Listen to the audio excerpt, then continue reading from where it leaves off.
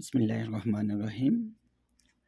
نفس کی 3 قسم ہوتی ہیں: نفس امارہ، نفس لوامہ اور نفس مطمئنہ۔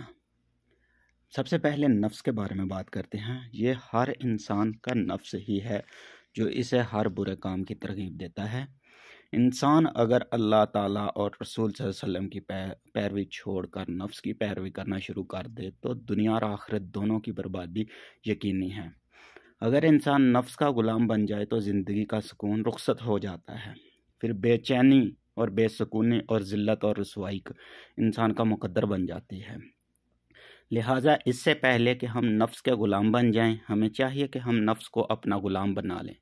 نفس کی 3 حالت ہیں، جبکہ میں نے پہلے بھی بتا دیا ہے: نفس امارہ، نفس لوامہ، نفس مطمئنہ۔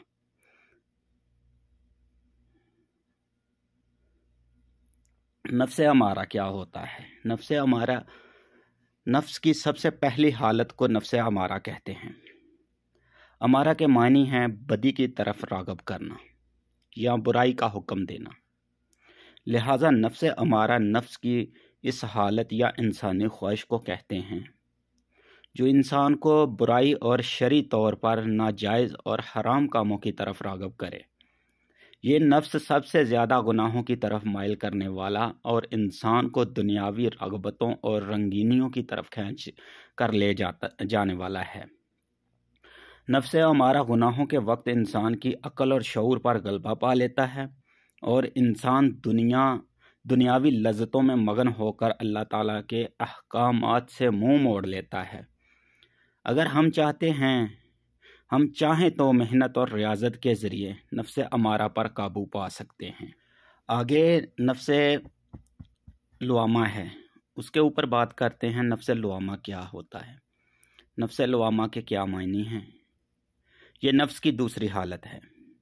نفس لوامہ نفس کی دوسری حالت کا نام ہے۔ نفس لوامہ ہے، لوامہ کے معنی ملامت کرنے کے ہیں، جسے عام لفظوں میں ضمیر کہتے ہیں۔ جب انسان نفس امارہ کو مات دے دیتا ہے پھر وہ نفس لوامہ میں داخل ہو جاتا ہے۔ جب نفس لوامہ میں داخل ہو جاتا ہے پھر وہ خیر اور شر میں فرق کو پہچان لیتا ہے۔ وہ اللہ اور اس کے رسول صلی اللہ علیہ وسلم کی اطاعت کرتا ہے، تقوی اختیار کرتا ہے، شر سے محفوظ رہنے کی جد و جہد کرتا ہے اور خیر کی طرف بڑھتا چلا جاتا ہے۔ جب انسان کو اللہ کی طرف سے چن لیا جاتا ہے تو انسان کو نفس امارہ سے نکال کر نفس لوامہ میں داخل کر دیا جاتا ہے۔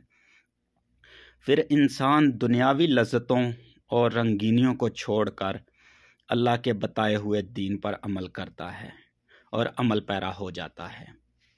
یہ تھا نفس لوامہ، اس کے معنی اور نفس لوامہ کی حالت بتا دی۔ اس کے بعد ہے نفس مطمئنہ۔ جیسا کہ نفس مطمئنہ نفس کے سب سے اعلیٰ اور بہترین حالت کو نفس مطمئنہ کہتے ہیں۔